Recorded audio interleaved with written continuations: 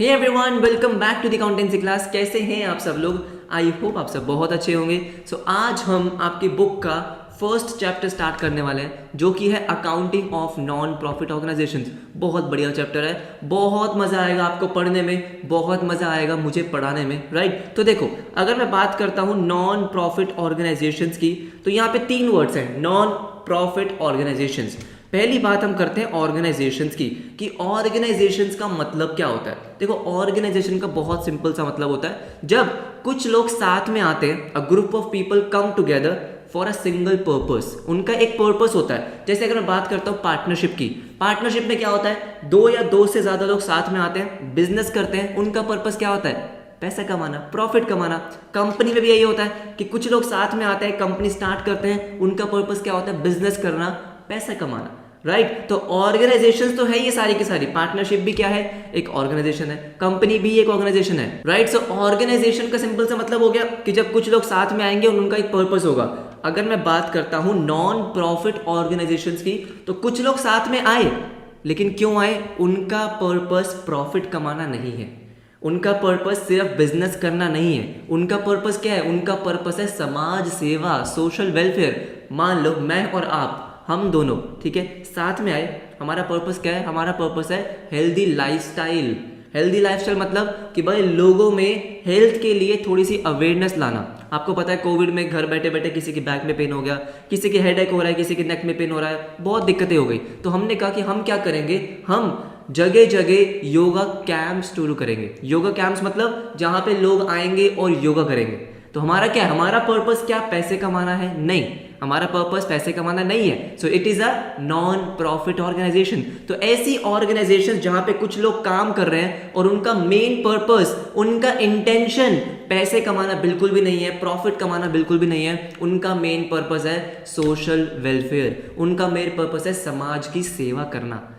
Meaning बहुत clear है non profit organisations की। अगर आपने सुना हो तो एक ऑर्गेनाइजेशन है ईशा फाउंडेशन, जो सदगुरु जी चलाते हैं, ठीक है। बहुत सारे लोग जानते होंगे, बहुत सारे लोग नहीं जानते होंगे। तो ईशा फाउंडेशन क्या करती है? ईशा फाउंडेशन भी नॉन प्रॉफिट ऑर्गेनाइजेशन है, राइट। तो वहां पे भी योगा के लिए, हेल्दी लाइफस्टाइल के लिए, लाइफ आपको कैसे जीनी चाहिए, तो वो बहुत सारी चीजें वहां पे होती है। वो भी क्या है? एनपीओ। लेकिन अब क्वेश्चन आता है कि क्या जो हमारी एनपीओ होती है, नॉन प्रॉफिट ऑर्गेनाइजेशन होती है, वो पैसे कमा ही नहीं सकती? मतलब क्या वो बिजनेस कर ही नहीं सकती? नहीं। अब देखो, बहुत सिंपल सी बात है। सिंपल सी बात क्या है? यहां पे मेन वर्ड है इंटेंशन। इंटेंशन मतलब लेट्स से मैंने और आपने एक एनपीओ शुरू किया था, राइट। हमने एनपीओ शुरू किया था योगा अवेयरनेस के लिए, राइट। अब मान लो वहां पे हम क्या कर रहे हैं, हम एक हेल्दी ड्रिंक बेच रहे हैं। हमने एक बहुत ही हेल्दी ड्रिंक बनाई है। हेल्दी ड्रिंक मतलब जिसमें कोई ऐसे कुछ खराब चीज नहीं है, ठीक है। जो आपकी सॉफ्ट ड्रिंक्स होती है उससे बहुत बढ़िया, बहुत कुछ अच्छी चीज उसमें डली हुई है। मान लो वो हेल्दी ड्रिंक आप बेच रहे हो 10 रुपए की। कितने की? 10 रुपए की। आपको बनाने की कॉस्ट आई 8 रुपए की, तो 2 रुपए का प्रॉफिट कमा रहे हो। लेकिन मुझे एक बात बताओ, क्या आपका मेन पर्पस प्रॉफिट कमाना था? नहीं ना। क्या आपका मेन पर्पस प्रॉफिट कमाना है? बेशक आप बिजनेस कर रहे हो, ईशा फाउंडेशन भी बिजनेस करती है। उनकी एक प्रॉपर ई कॉमर्स वेबसाइट है जहां पे वो सामान बेचती हैं, राइट। और अच्छे खासे प्राइस पे बेचती हैं। ऐसा नहीं कि आपको फ्री में दे रही है, बहुत महंगे प्राइसेस होते हैं। लेकिन क्या उनका मेन पर्पस प्रॉफिट कमाना है? नहीं। तो जो भी वो प्रॉफिट कमा रहे हैं, उन प्रॉफिट को भी वो क्या कर रहे हैं? उन प्रॉफिट को भी वो सोशल वेलफेयर के लिए यूज कर रहे हैं। कोई वो प्रॉफिट घर लेके नहीं जा रहा। मैं और आप जो एनपीओ शुरू कर रहे हैं, अगर उस एनपीओ में हम कोई बिजनेस कर भी रहे हैं, बिजनेस से मैं कोई पैसा कमाऊंगा भी, तो वो पैसे भी क्या होंगे? सोशल वेलफेयर के लिए ही यूज होंगे। घर लेके जाऊंगा नहीं मैं उससे कोई कार या बाइक परचेज नहीं करने वाला हूं। क्या मेरी बात समझ में आ रही है? राइट। तो एनपीओ क्या हुआ? जब कुछ लोग, और उन कुछ लोगों को मैं क्या बोलता हूं? उन कुछ लोगों को मैं बोलता हूं मेंबर्स। यहां पे कोई ओनर नहीं होता है। जैसे पार्टनरशिप में पार्टनर्स होते हैं, सोल प्रोप्राइटरशिप में सोल प्रोप्राइटर होता है, कंपनी में शेयर होल्डर्स होते हैं। यहां पे क्या होते हैं? सिर्फ मेंबर्स होते हैं। मैं और आप कौन है? मेंबर। अगर कोई और भी हमारे इस एनपीओ में जुड़ना चाहेगा, वो जुड़ सकता है, और वो भी क्या बन जाएगा? मेंबर। तो एनपीओ कैसे शुरू हुई? हम कुछ लोग आए जिनका एक मेन पर्पस है, पहली बात तो पर्पस प्रॉफिट कमाना नहीं है, सोशल वेलफेयर करना है। हम कुछ लोग आए जिनको हम क्या बोलते हैं? मेंबर्स बोलते हैं, और वो काम करते हैं सोसाइटी के वेलफेयर के लिए। क्या वो बिजनेस कर सकते हैं? कर सकते हैं। लेकिन जो वो बिजनेस कर रहे हैं, वो बिजनेस करने का मेन मोटिव प्रॉफिट कमाना नहीं है। अब देखो, कोई भी ऑर्गेनाइजेशन हो, अब कोई भी ऑर्गेनाइजेशन ले लो, यार उसको रन करने के लिए पैसे तो चाहिए ना। यस और नो, पैसे तो चाहिए। अब पैसे वो कहीं से भी आ सकते हैं, अगर आप बिजनेस कर रहे हो तो वहां से आ सकते हैं, राइट। और क्या होता है, जैसे हम मेंबर्स हैं, हमने कुछ पैसे उसमें डाल दिए तो पैसे तो आ सकते हैं, लेकिन जो भी पैसे आ रहे हैं वो किसके लिए यूज होंगे, सोसाइटी के वेलफेयर के लिए यूज होंगे।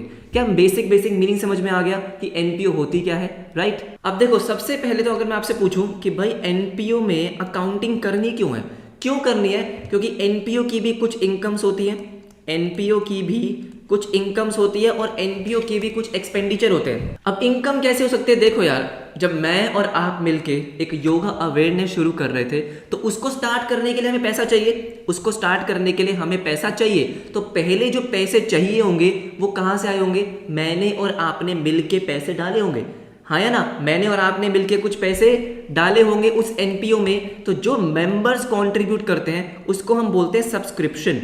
क्या बोलते हैं, सब्सक्रिप्शन। इसको बहुत डिटेल में पढ़ेंगे।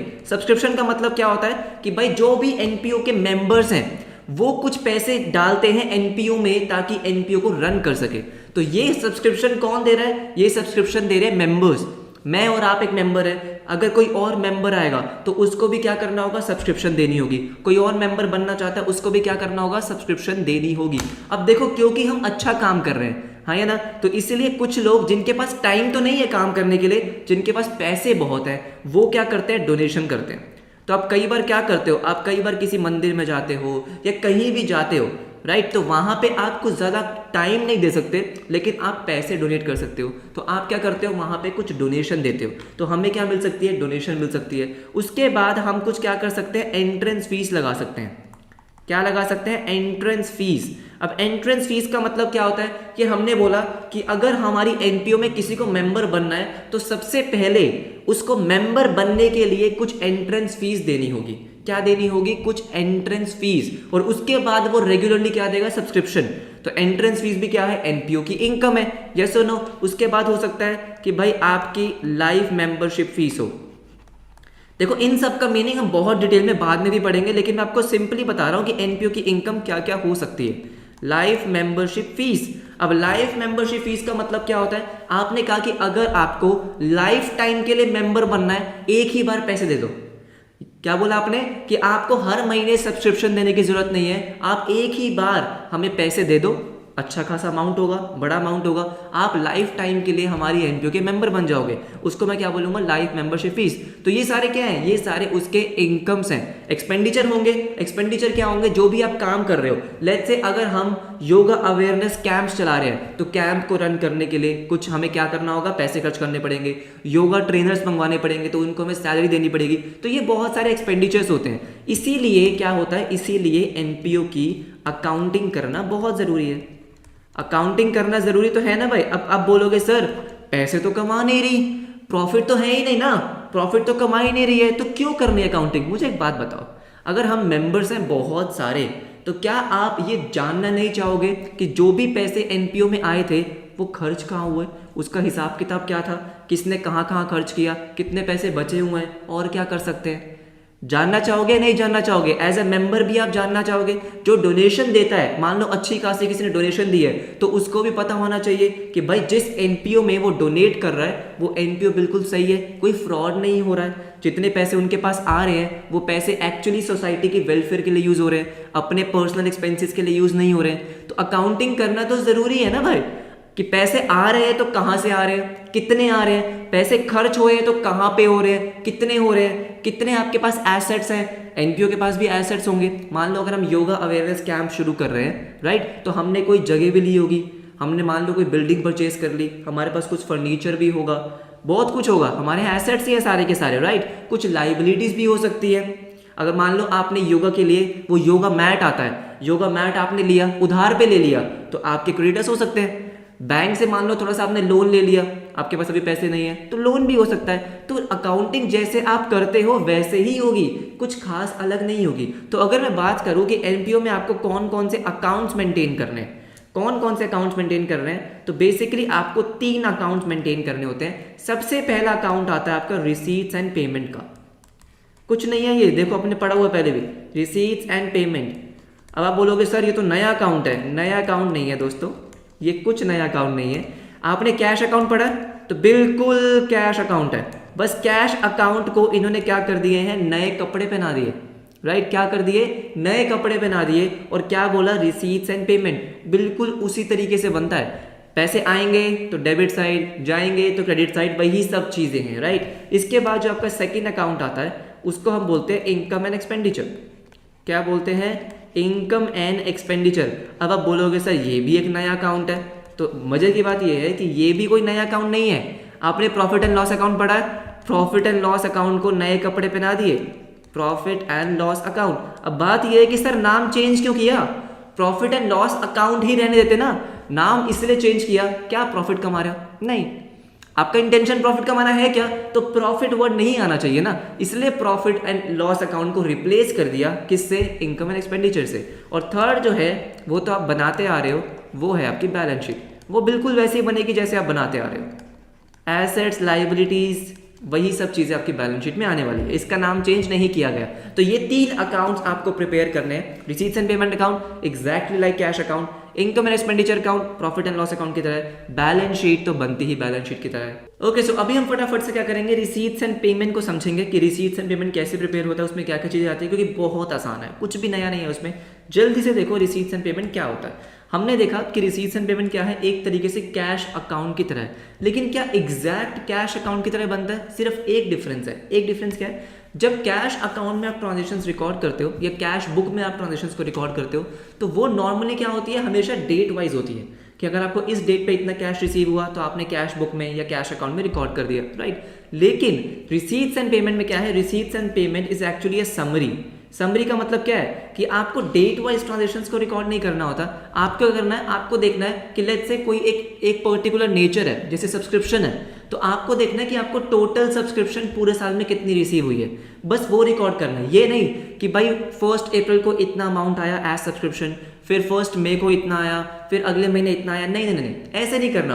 पूरे साल में टोटल सब्सक्रिप्शन जो रिसीव हुई वो आप वहां पे डाल दोगे, एंट्रेंस फीस पूरे साल में कितनी रिसीव हुई वो वहां पे डाल दोगे, अगर खर्चे हैं तो पूरे साल में आपने कितने सैलरी पे करी है वो वहां पे डाल दोगे। तो आपको डेट वाइज ट्रांजेक्शन्स को रिकॉर्ड नहीं करना होता, इसलिए इसको क्या बोला गया, summary of the cash book. Cash book में क्या था, आपको डेट वाइज रिकॉर्ड करना था, ये क्या है, उसकी एक तरीके से समरी है ना। आप क्या कर रहे हो, सिर्फ टोटल अमाउंट को रिकॉर्ड कर रहे हो, तो ये तो बहुत आसान हो गया।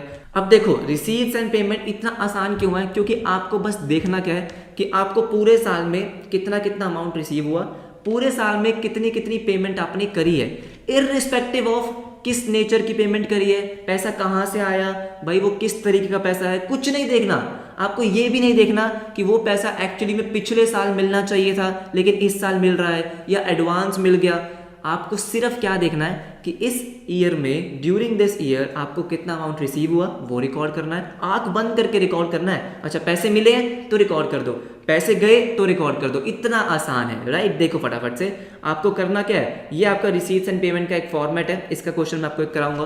तो डेबिट साइड में जैसे कि आपको पता है कि डेबिट साइड में क्या होगा, जब पैसे आपके पास आएंगे, जब आपके पास कैश या बैंक आएगा, कैश और बैंक का बैलेंस इंक्रीज होगा, तो कहाँ आता है आपका डेबिट साइड पे, क्योंकि है तो क्या, ये है तो एक तरीके से एसेट ही ना, कैश और बैंक आपका क्या होता है, एसेट। और एसेट जब भी इंक्रीज होता है तो डेबिट होता है, एसेट जब भी डिक्रीज होता है तो क्रेडिट होता है, यही करते हैं। तो आपको करना क्या है, सबसे पहले आपको लिखना है ओपनिंग बैलेंस।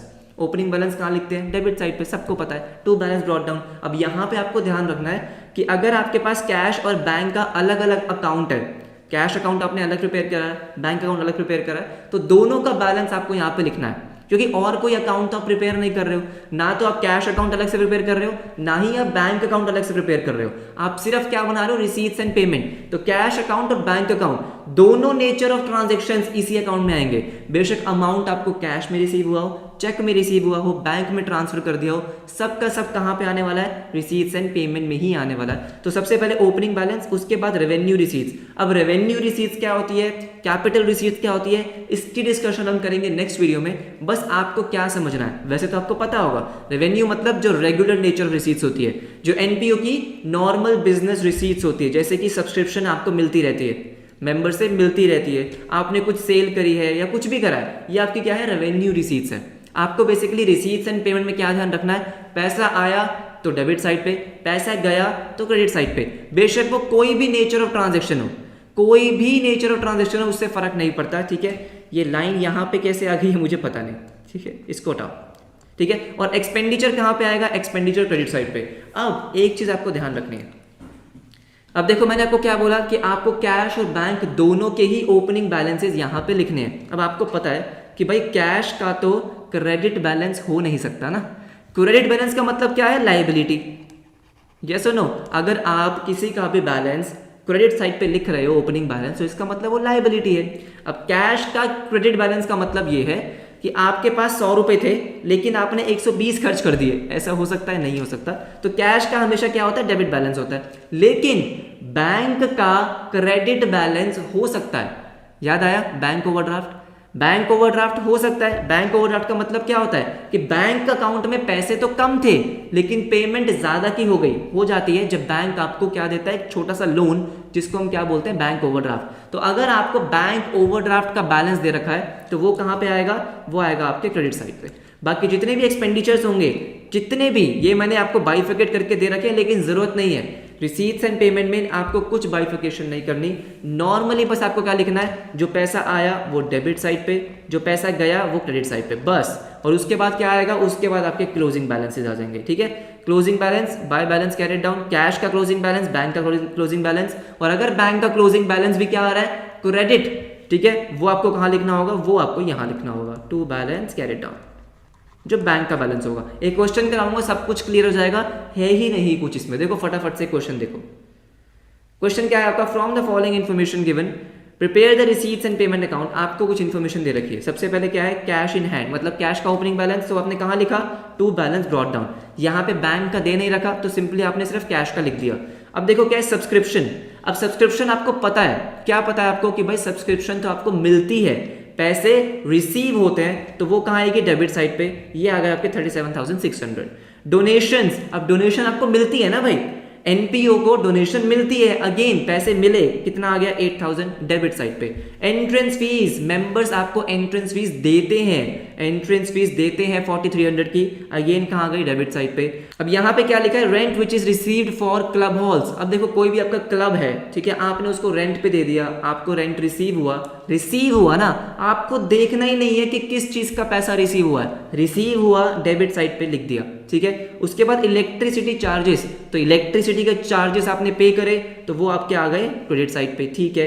टैक्सेस पेड, आपने टैक्स पे करा, अगेन आपके क्रेडिट साइड पे, ठीक है। उसके बाद सैलरीज आपने पे करी होगी 21,500 की, वो भी कहाँ आ गई, क्रेडिट साइड पे। अब ऑनरेरियम टू सेक्रेटरी, अब ऑनरेरियम का मतलब क्या होता है, फटाफट से समझते हैं। ऑनरेरियम का मतलब क्या होता है, देखो अब मान लो आपके स्कूल में कोई एनुअल फंक्शन होता है, क्या होता है एनुअल फंक्शन, मान लो आपने किसी चीफ गेस्ट को बुलाया, मान लो आपने MS धोनी को बुलाया, ठीक है, एज अ चीफ गेस्ट। अब MS धोनी आए हैं, उन्होंने थोड़ी बहुत आपको मोटिवेट किया, थोड़ी स्पीच दिया, कुछ भी दिया। अब क्या होता है कि भाई जो स्कूल है उनको कुछ फीस पे करेगा, ठीक है, उन्होंने क्या किया, कुछ फीस पे किया इन देयर ऑनर। अब वो आए हैं एज अ चीफ गेस्ट, तो उन्होंने क्या करा, उनको कुछ पेमेंट करिए, उसको हम बोलते हैं ऑनरेरियम, ठीक है। अब सैलरी क्या होता है, सैलरी होता है कोई एम्प्लॉय है, वो काम कर रहा है, उसको पेमेंट हो रही है। MS धोनी आपके जो भी स्कूल है या कुछ भी इंस्टीट्यूशन है उसके एम्प्लॉय नहीं है, वो सिर्फ एज अ चीफ गेस्ट आए और स्कूल ने उनको कुछ पेमेंट करी है, ठीक है, तो उसको हम क्या बोलते हैं, ऑनरेरियम। जैसे कॉलेज होता है, कॉलेज में क्या होते हैं, गेस्ट लेक्चरर होते हैं, मतलब जो कभी कभी आते हैं, तो स्कूल उनको क्या पे करता है, ऑनरेरियम पे करता है। बात समझ में आ गई, ठीक है, उसको बोलते हैं ऑनरेरियम। पेमेंट हुई है ना, पेमेंट हुई है तो क्रेडिट साइड पे कर दी, कहाँ गए आपके, क्रेडिट साइड पे, ठीक है। उसके बाद है interest received on investments, NPO ने कुछ इन्वेस्टमेंट्स कर रखी है, आपको पैसे मिले हैं 2950, पैसे मिले तो मतलब डेबिट साइड पे, ठीक है। प्रिंटिंग एंड स्टेशनरी का खर्चा हुआ 350 का, आपने पे कर दिया, 350 यहाँ पे आ गया। पेटी कैश एक्सपेंसेस, छोटे मोटे चाय नाश्ते के खर्चे, ठीक है, 900 यहाँ पे आ गया। इंश्योरेंस प्रीमियम पे किया, पे कर दिया। आपको कुछ नहीं करना, इतना ही आसान है। पैसे मिले तो डेबिट साइड पे, पैसे गए तो क्रेडिट साइड पे, और लास्ट में आपको क्या निकालना है, क्लोजिंग बैलेंस। ये है आपका रिसीट्स एंड पेमेंट, बहुत आसान था, कुछ नहीं है इसमें, राइट। आज के लिए इतना ही करेंगे, ये हमारी फर्स्ट क्लास थी, एनपीओ का इंट्रोडक्शन हो गया, मैंने आपको बता दिया कि एनपीओ का मीनिंग क्या होता है, बहुत अच्छी डिस्कशन थी। उसके बाद हमने देखा कि एनपीओ को कौन कौन से अकाउंट्स प्रिपेयर करने होते हैं, receipts and payment, income expenditure, balance sheet, उनका मीनिंग मैंने आपको बताया, और उसके बाद रिसीट्स एंड पेमेंट कैसे प्रिपेयर होगा वो मैंने आपको बता दिया। तो आज की इंट्रोडक्शन क्लास थी, आगे आगे कॉन्सेप्ट्स को बिल्ड करेंगे। ईजी चैप्टर है, इंटरेस्टिंग चैप्टर है, इंटरेस्ट लेके करोगे तो बहुत मजा आएगा, राइट। अगर आपको समझ में आ गया, आपको पता है, वीडियो को लाइक कर देना, जितना हो सके दोस्तों के साथ शेयर करो ताकि थोड़ा मोटिवेशन मिले। इस चैप्टर को मैं बहुत अच्छे से आपको पढ़ाने वाला हूँ, तो टेंशन मत लो। बस आपको करना क्या है, आपको वीडियोस बहुत ध्यान से देखनी है, समझना है जो मैं आपको कहूँगा, आपको होमवर्क करना है, घर पे रिवाइज करना है, नोट्स मैं आपको प्रोवाइड कर दूंगा, टेंशन मत लो, ये नोट्स मैंने आपके लिए बनाए। तो मिलेंगे नेक्स्ट क्लास में, तब तक के लिए बाय बाय, टेक केयर।